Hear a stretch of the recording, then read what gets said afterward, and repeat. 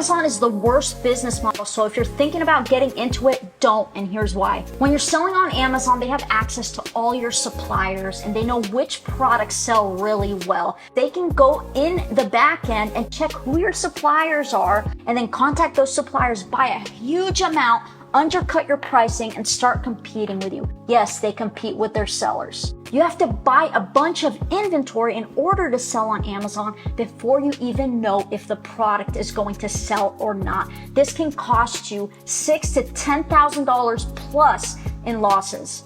You have no control of your business because it's a third-party platform. So if a customer complains to Amazon about your product, Amazon can take it down. You may get your listing back up or they may ban you forever.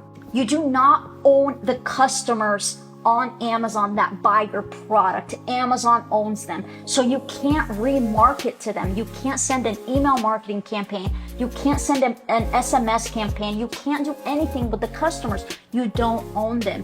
Amazon does. So it's absolutely not worth it to start an Amazon business. I've been there, done that, and it was a nightmare.